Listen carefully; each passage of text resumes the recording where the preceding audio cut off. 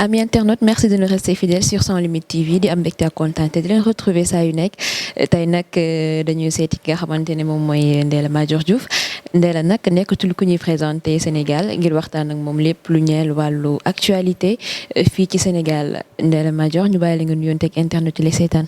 Voilà donc maa ngi nuyu Mariama di nuyu tous les internautes qui sont en train de nous suivre sur les réseaux sociaux. Voilà. On a vu une Ndella bien différente.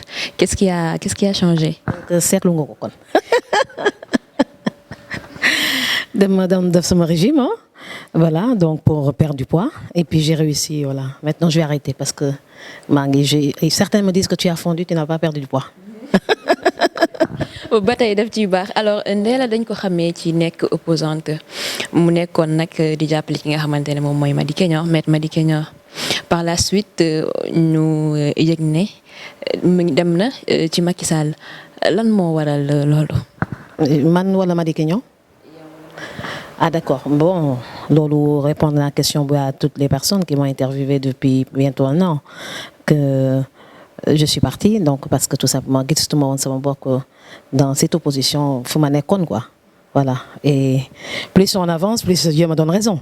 Voilà, donc le khalife vient de demander d'ailleurs à Maître Madické Niang de se retirer de la vie politique ou bien de ne pas créer un parti politique. Ku si nekk yaa ngi gis noo koy comprendre.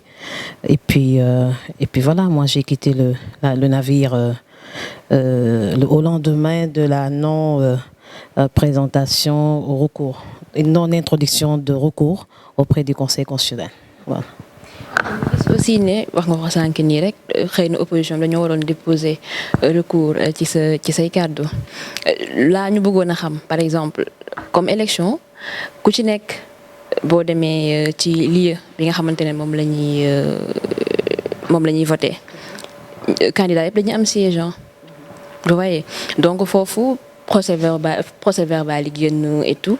kenn waxul benn yoon ne peut-être élection yi dañ ko sàcc ak yooyu donc déposer recours foofu noonu je pense que mënatu fa amati wala. mais non élection sooy présenté wu non seulement dafa métti élection sooy présenté wu da ngay participer à toutes les étapes du processus électoral voilà donc ni ngay góorgóorloo ba déposer sa caution noonu ngay góorgóorloo ba am représentant au niveau de tous les bureaux de vote. noonu ngay góorgóorlu ba participer ci jour élection yi parce que am ñuy démissionné sinon ñuy retiré wu avant jour J gis nañu cas yooyu ci passé bi noonu ngay góorgóorlu également ba jour élection bi nga fexe ba am sa PV aussi au niveau de tous les bureaux de vote et après góorgóorlu participer fi nga koy recensé fële au tribunal si ñoom Demba Kandji góorgóorlu déposer recours su fekkee d'accord loo si yenn point benn point rek soo si d'accord rek mun nga déposer recours et après góorgóorlu affronter la réalité pour écouter les résultats d'accord loolu mooy participer si élection mais yëndu élection c'est pas la peine donc gars yi dañu doon yëndu donc bu ma demee ba nekk seen biir ba xam ne que dañuy yëndu après bon j'ai pas supporté cette gifle de ne pas terminer ce processus électoral et puis j'ai dit écoute c'est pas la peine de continuer dans l'opposition fallait tourner le dos à l'opposition dem ci mouvance présidentielle.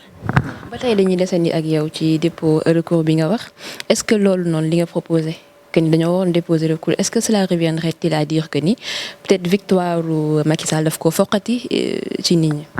Non. Moi en 2012 j'ai été la seule femme tête de liste élection législative 2012 j'ai été la première à déposer un recours. Je vous donne cette information.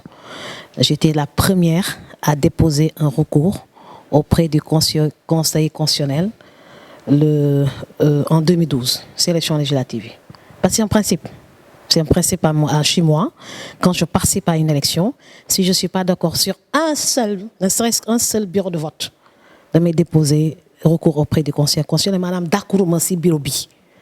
Ndax comme que raw gàddu la. Du raw gàddu non c'est proportionnel donc mais bon comme c'est le premier tour raw gàddu la premier tour dès que tu dépasses après yaay gagné quoi donc pour nekk second tour il faut vraiment ba nga am 50%.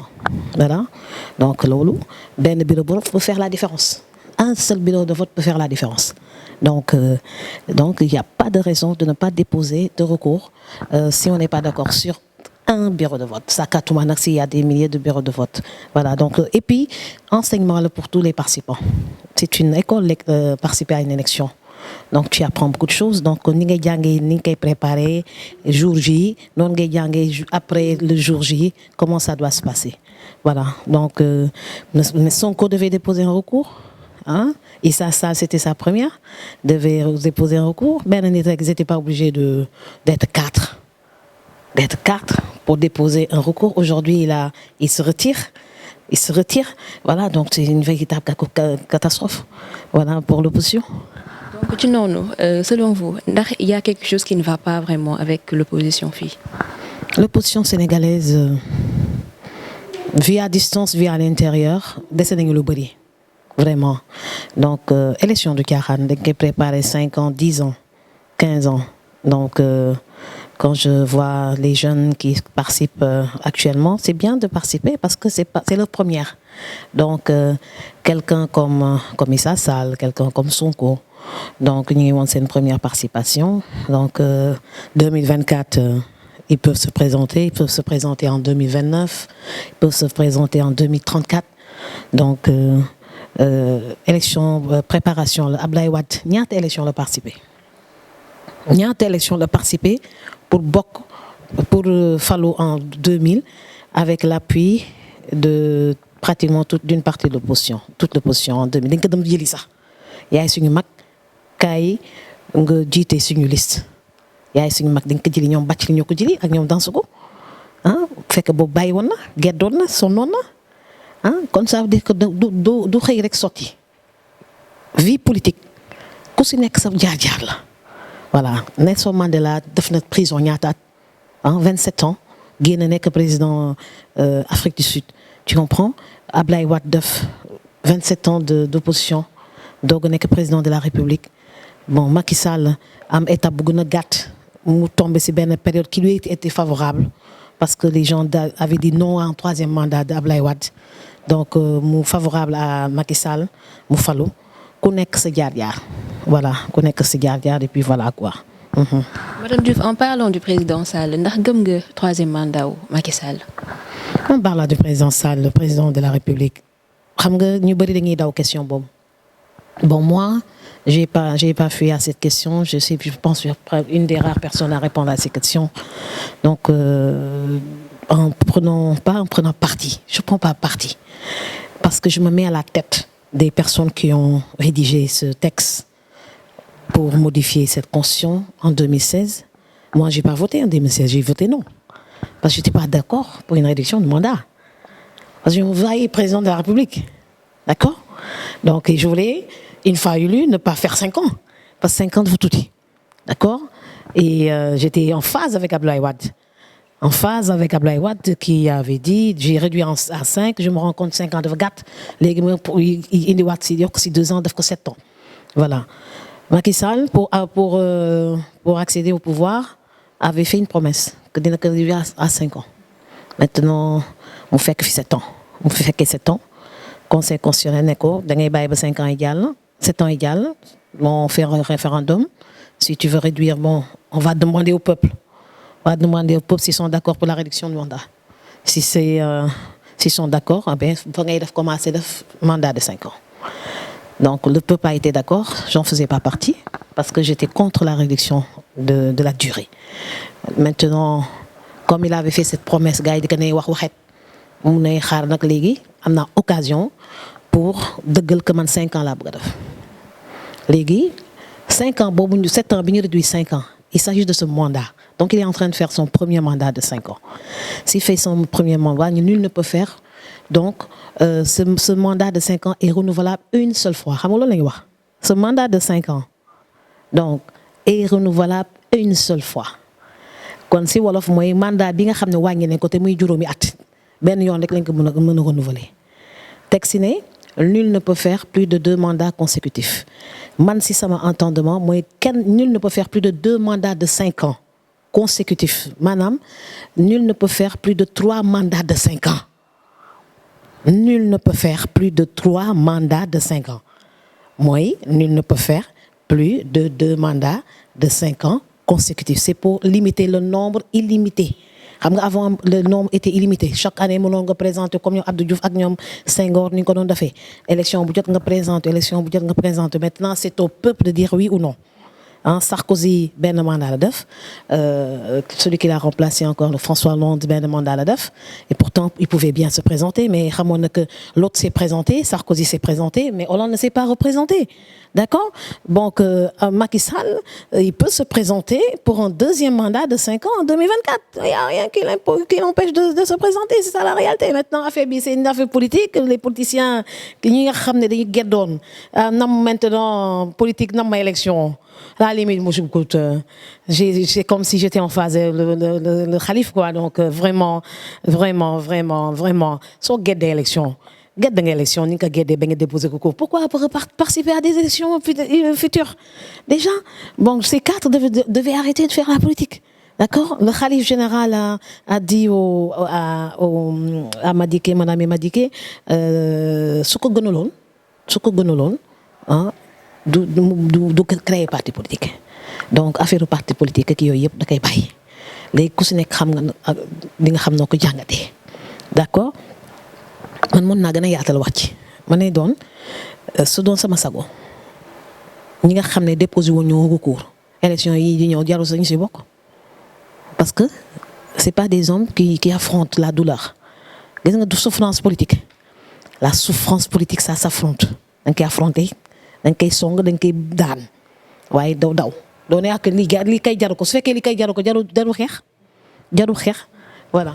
Lumière du Sénégal. Bienvenue dans le monde de la lumière et de la décoration lumineuse. Notre showroom spécial vous propose un large choix d'éclairage direct, indirect, des lampes de bureau, d'éclairage de plan de travail, des lumières et décorations pour vos maisons, bureaux, salons, salles de bain et cuisine avec de magnifiques spots d'intérieur et d'éclairage mixte ou d'éclairage directionnel. nay leer lamp yi ñu am kenn amu ko li ñu am ci éclairage mënoo ko gis fenn. boo duggee ci suñu showroom da ngay yaakaar ni yaa ngi dans la ville lumière te yaa ngi fii ci réew mi fii ci Sénégal bu leen fàttali dañoo am ay applique murale am ay bandeaux lumineux mënee nañu du plafonnier au ras du sol lumière indirecte et décorative que dire du luminaire l'abat-jour qui produit un éclairage décoratif par le biais de jeux d'ombre et de lumière du Sénégal ñoo ngi leen di xaar am ay njëkk yoo xam ne mënu leen ko am fenn ñi ngi nekk rue 22 angle 21 face boulevard Gueule Tapée téléphone 33 822 21 70 35 Petersen avenue Émile Badiane 33 842 65 61 avenue Lamine Gueye angle Ngalonou Diouf 33 822 25 37 la lumière du Sénégal votre partenaire de confiance.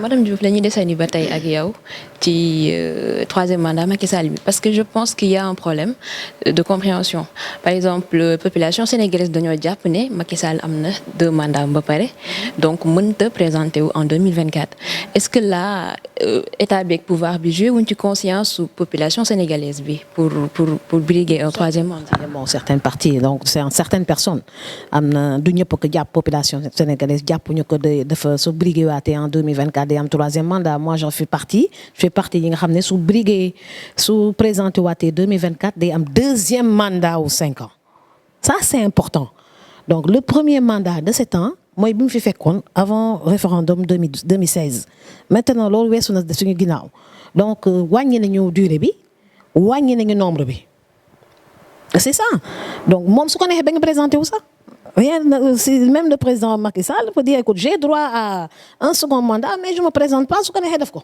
kenn mënu si dara comme su ko neexee ne écoute j'ai droit à un second mandat de 5 ans je vais me représenter auprès du peuple pour voir s'ils ont toujours ma confiance et puis voilà donc ñu koy fal ko ñi nga xam ne d'accord ñu xam ne d'accord ñu mais waruñu de se di perdre de temps si débat boobu man actuellement je pense qu'il y a beaucoup plus de priorité que de dire est-ce que le président Macky Sall mën na présenter waat loolu mooy ragal sa mbër bi nga nekk en face de toi donc ce qu'il veut se présenter ils n'ont qu'à commencer à se préparer dès maintenant ñoo xam ne 2024 am na benn élection bu leen di xaar kan mooy nekk en face ñoo waruñu ko sa xalaat waaw su fekkee da nga bëgg a nekk président de la République doo nekk fi di ne est-ce que Macky Sall dina présenter wala du présenter wu yow commencé dugg ci àll bi dem ci diaspora bi convaincre sénégalais yi ci sa programme bi nga leen di proposer voilà léegi li leer ba leer mooy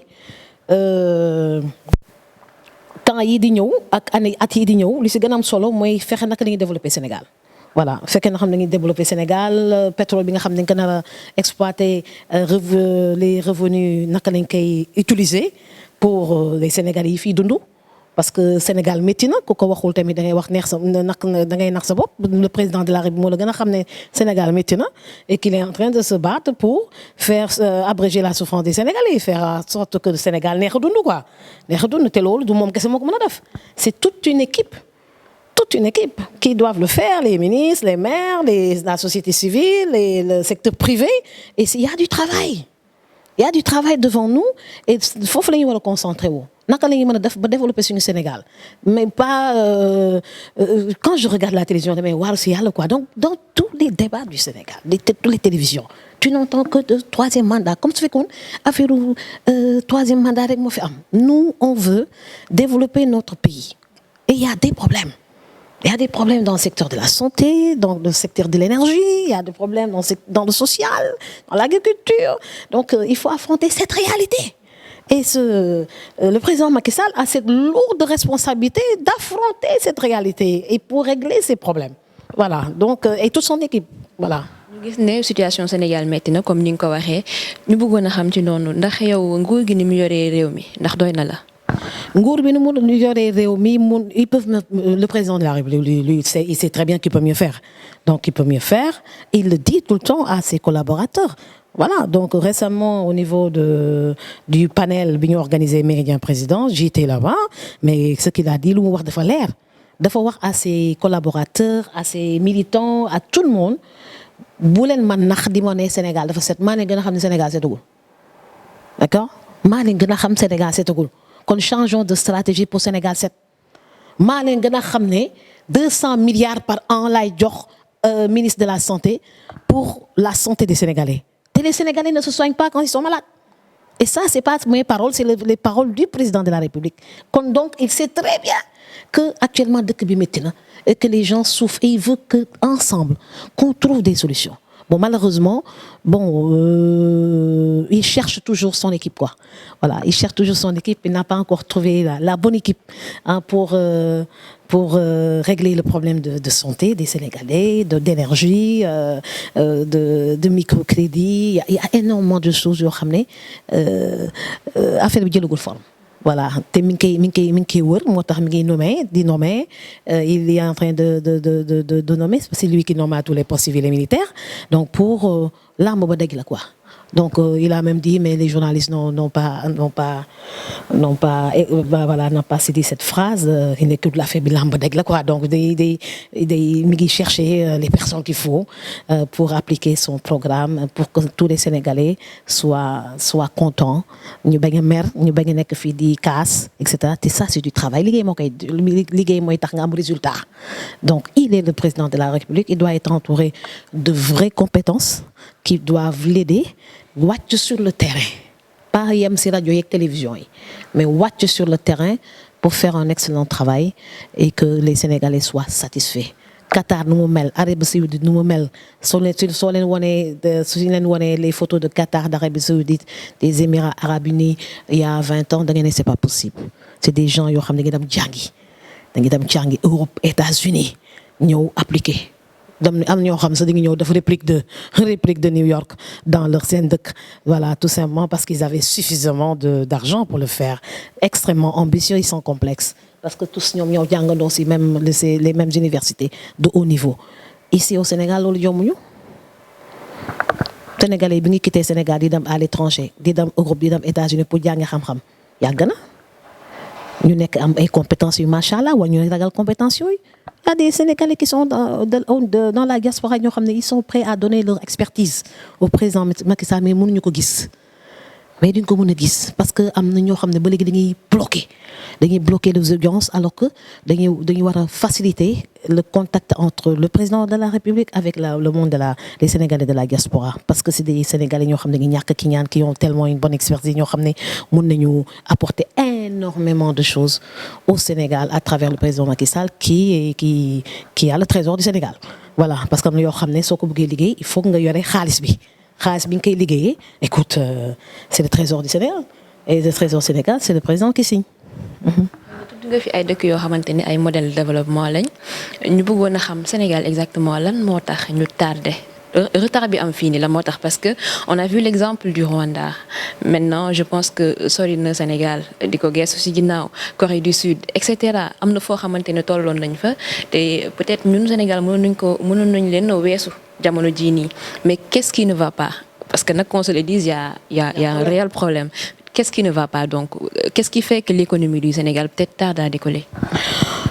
Oh, bon, comme dirait un Sénégalais lambda, ñu bëri dañoo soxal Sénégal waaw gars yi dañuy lakk ay compétences quoi dañuy di nëbb voilà générosité bi ma wax léegi ma ne Sénégalais de la diaspora am na ñu bëri ñoo xam ne c'est des bombes qui peuvent apporter énormément de choses au président de la République mais duñ leen mettre en contact avec ñoom.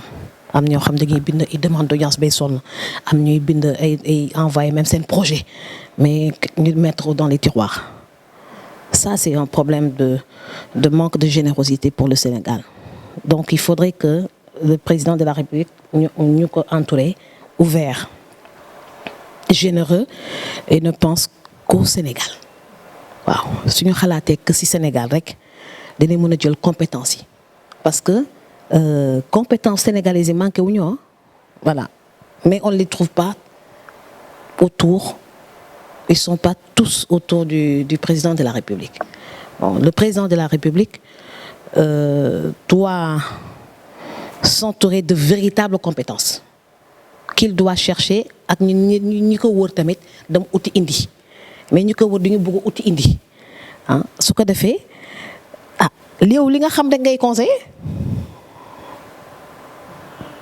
li nga xam rek ngay conseiller dégg nga wax ji soo xamulee lu baax mënuloo conseiller lu baax su fekkee lu soxor nga xam lu soxor da ngay conseiller dégg nga wax ji le modèle de développement du Qatar donc ñooñu dañ ko dem jàngi ñëw indi ko seen dëkk ñu jël ay compétences dafa seen dëkk un peu partout Kagame également dafa jël ay compétences dégg nga wax ji am na y a des pays africains qui sont en train de décoller ok.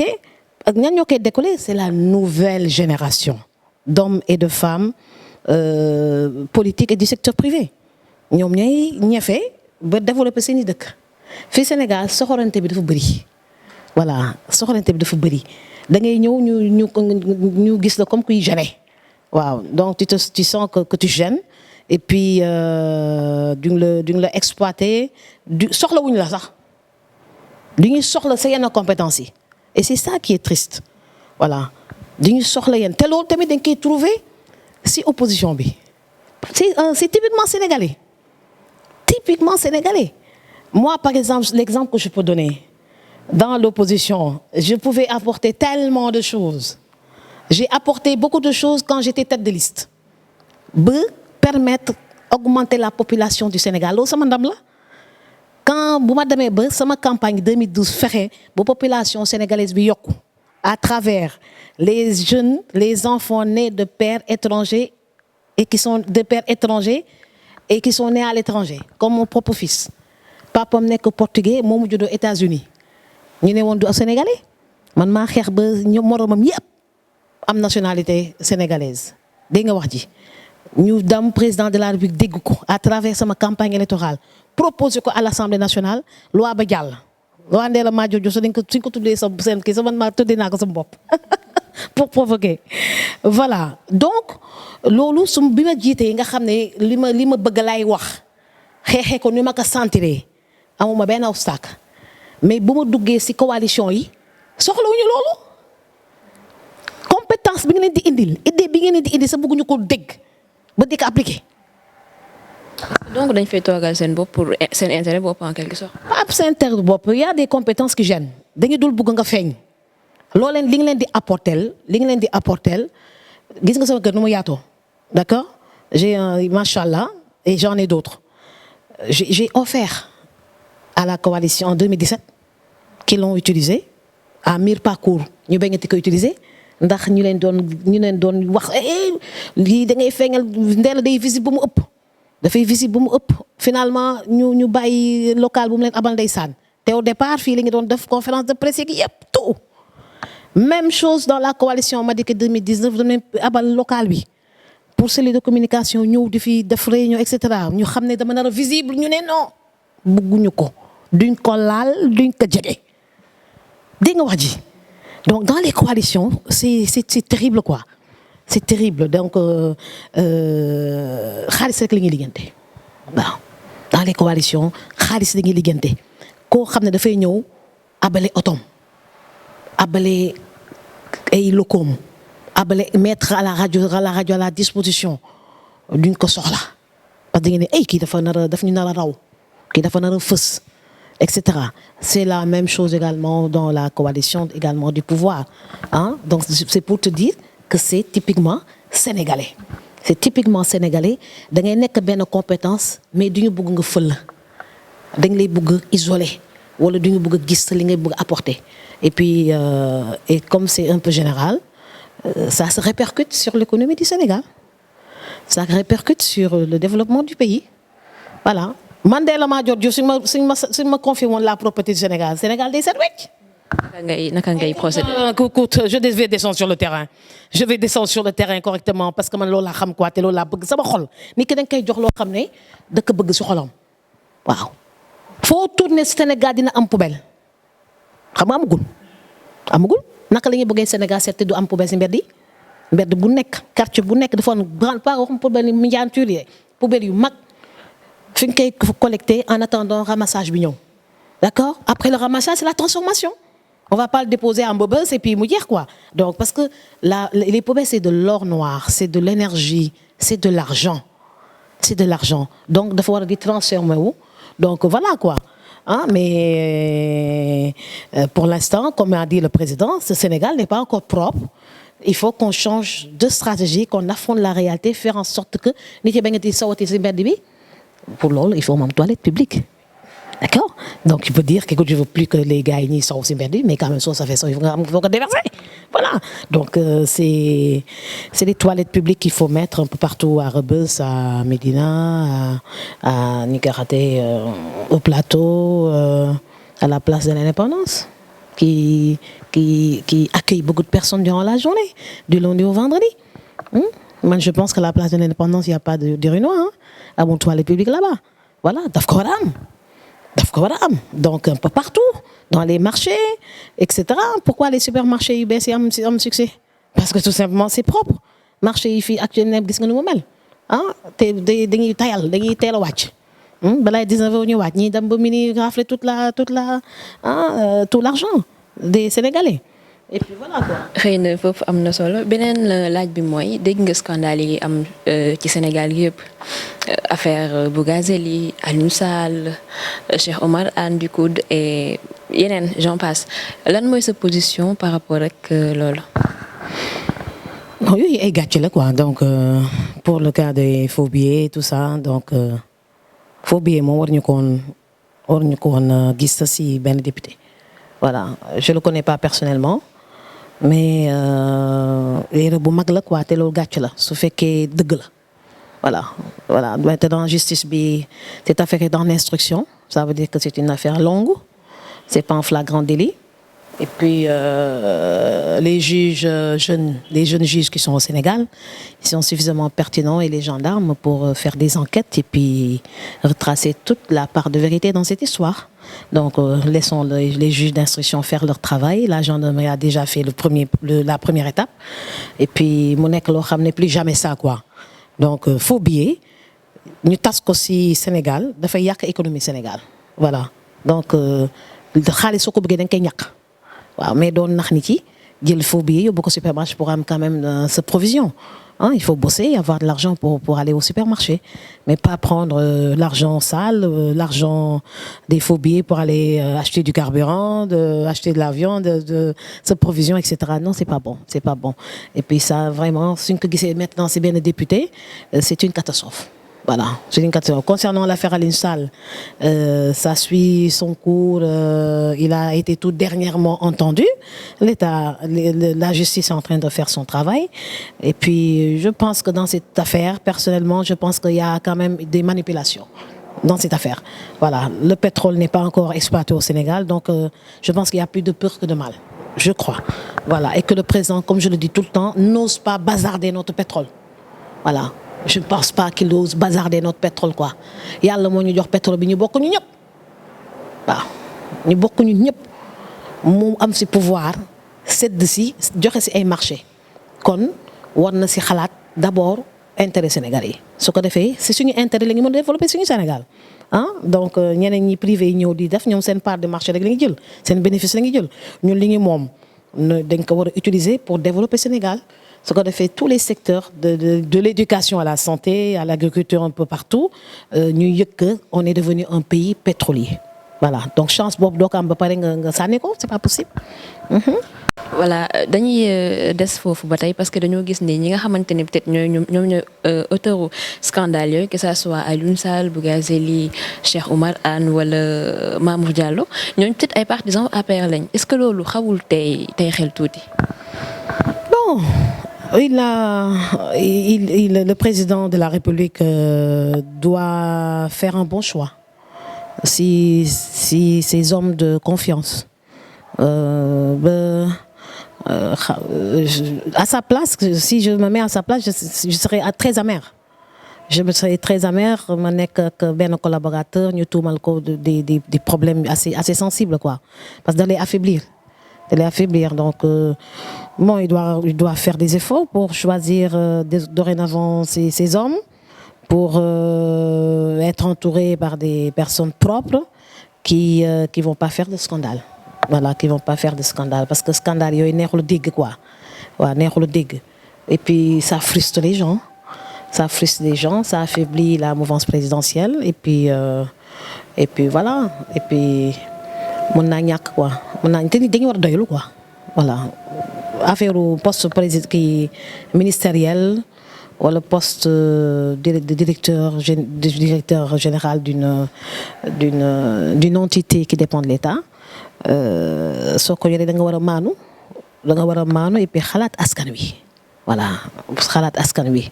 Delloo lépp askan wi. Voilà. Faut qu'ils s'entourent des personnes yoo xam ne du ñu ñëw rek profité pour ñoom rek. Waaw sedd seen bopp ba pare doog xalaat ñeneen non dafa war a entourer des personnes yoo xam ne seen bopp dañ koy fàtte et mettre à la position à la pression à la place du peuple qui veut que l'énergie ñu wàññi ko qui veut que ndox bi mu accessible qui veut que suñu xiifee ñu lekk qui veut que une éducation bi mu accessible ça il faut un sacrifice d'abord des personnes qui entourent le chef de l'État. Bëggoon xam Madame Diouf lan mooy say ambition politique. Bon, moi je suis avec le président de la République. Pour cette première année, je suis très calme parce que je viens d'arriver. Oui. Donc, comme je viens d'arriver, bon, je laisse voir comment ça se passe et j'ai vu. Maintenant, on ne peut pas avoir une bombe comme Ndella Madior sans l'utiliser correctement pour le Sénégal. D'accord? La première année, c'est tout à fait normal, je viens d'arriver, donc il faut que je sois très patiente pour voir, mais j'aimerais bien participer au développement de ce pays, qu'on me confie des choses extrêmement importantes que je sais faire.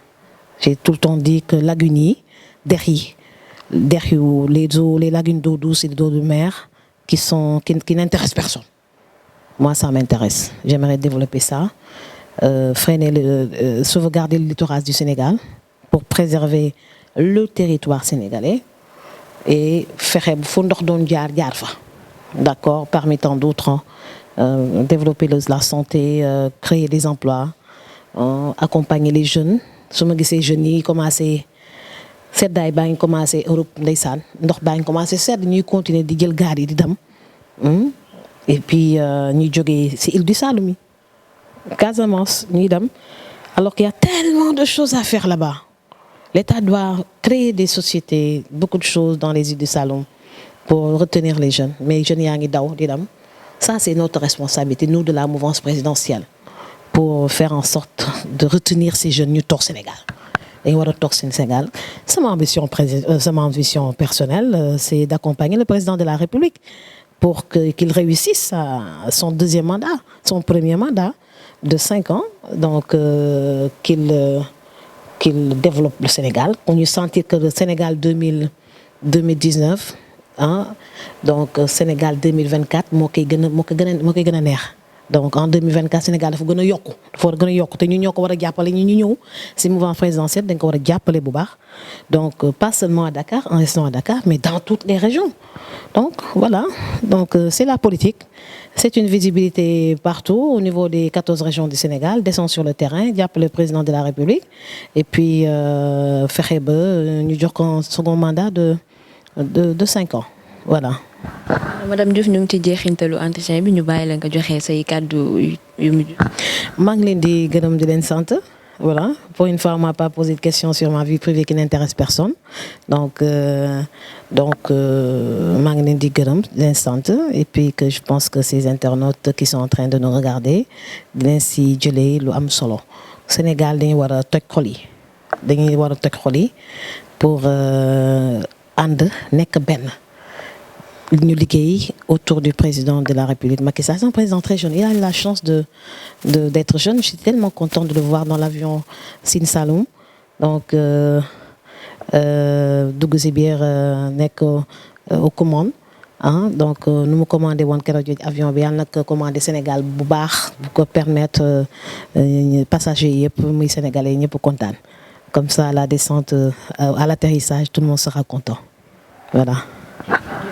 Merci beaucoup madame Ndella Madior Diouf di jaajëfal internet yi ñu doon seetaan di leen jox dig daje ci bu yàggul dara jërë ngeen jëf.